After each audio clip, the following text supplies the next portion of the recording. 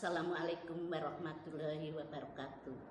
Alhamdulillah wa syukurillah kita dapat bertatap muka dalam keadaan sehat walafiat. Semoga kita selalu dijaga, dijauhkan dari penyakit corona.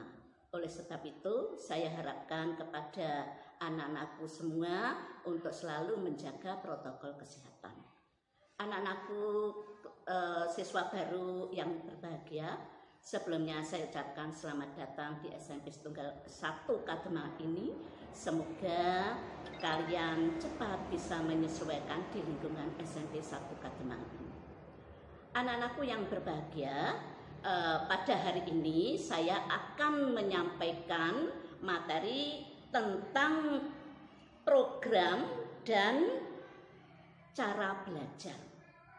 Di sini tujuannya yaitu saya harapkan nanti setelah kalian mendengar, setelah kalian mempelajari materi yang saya ajarkan ini nanti, kalian ini saya harapkan untuk bisa mengerti apa itu belajar. Kemudian bagaimana cara belajar yang baik dan efektif dan efisien.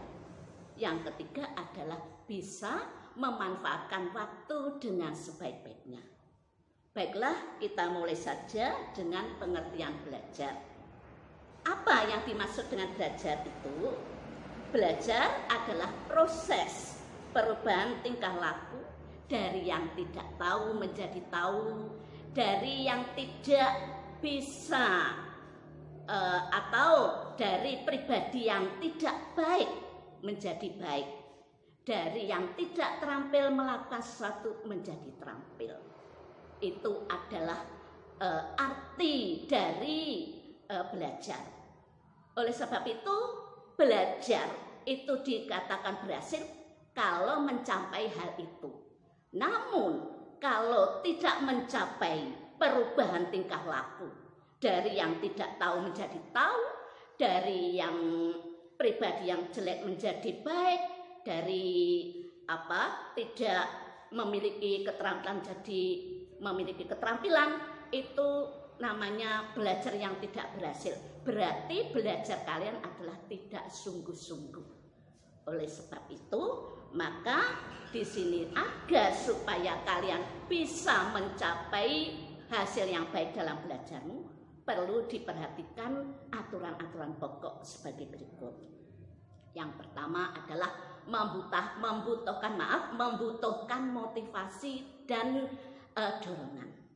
Seperti misalnya kalian menginginkan cita-cita bisa berhasil dengan baik, ya, terus bisa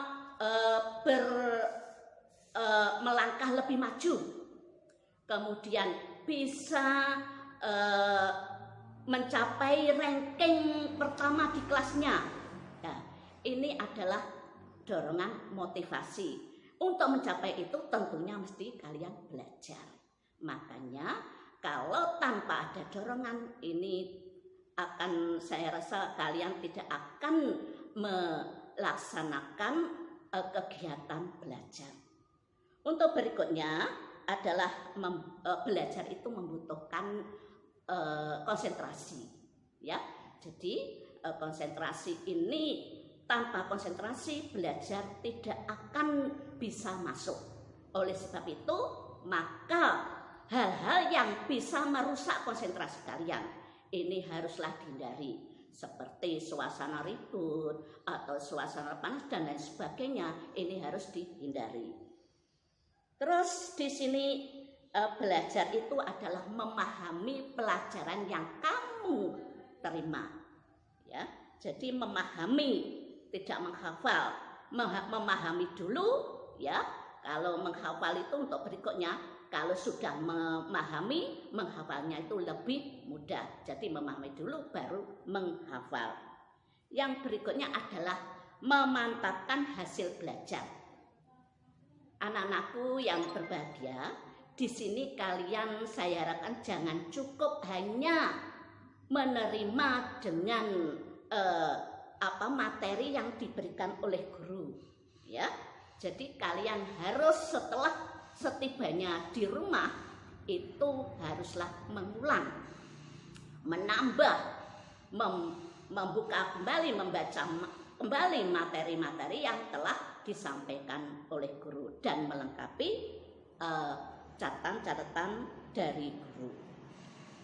Selain itu adalah menguji diri sendiri untuk mengetahui hasilnya. Bagaimana cara mengujinya? Yaitu dengan seperti membuat tes atau membuat pertanyaan-pertanyaan sendiri, kemudian dijawab sendiri.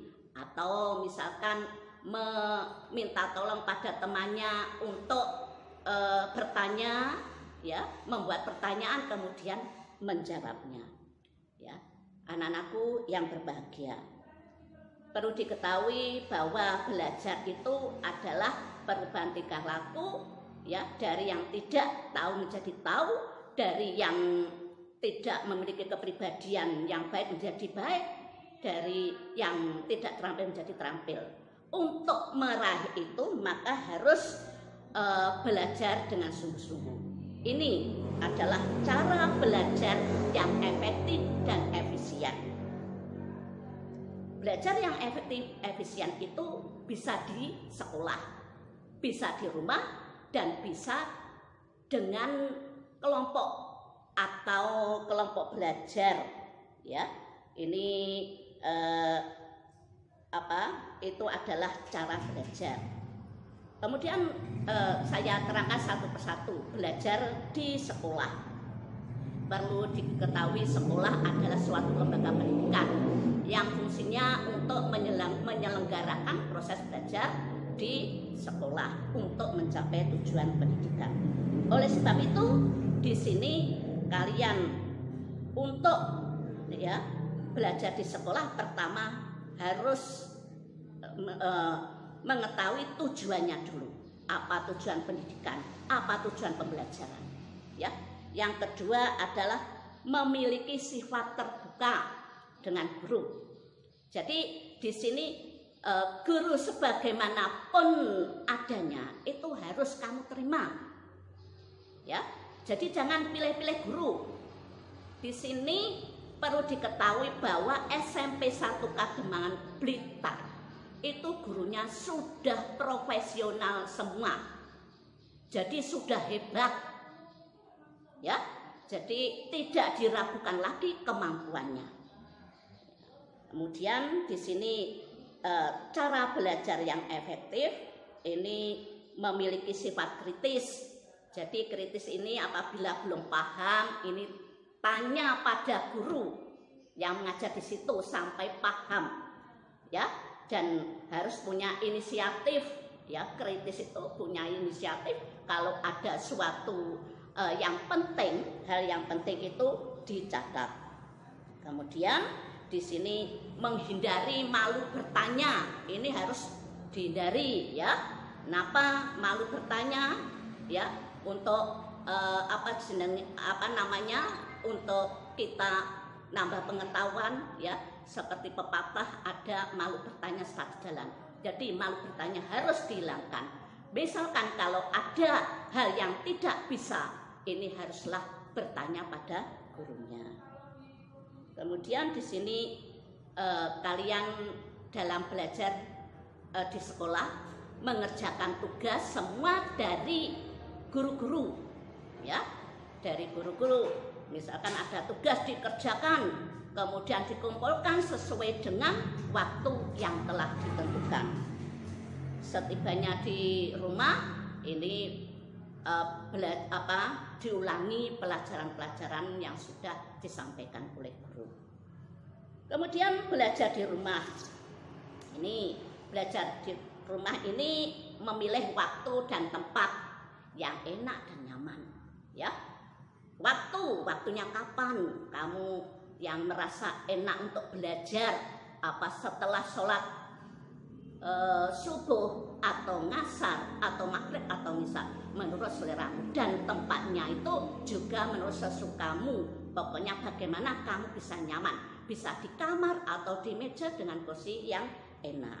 Nah, ini adalah belajar di rumah. Setelah itu belajar kelompok. Belajar kelompok itu juga merupakan, ya, saya rasa belajar kelompok juga itu termasuk salah satu cara belajar yang efektif dan efisien, ya. Untuk supaya lebih jelas nanti bisa dibaca pada materi yang saya tuliskan itu. Ya, saya rasa cukup sekian. Semoga apa yang saya berikan ini dapat bermanfaat. Ada kurang lebihnya saya mohon maaf yang sebesar-besarnya. Wassalamualaikum warahmatullahi wabarakatuh.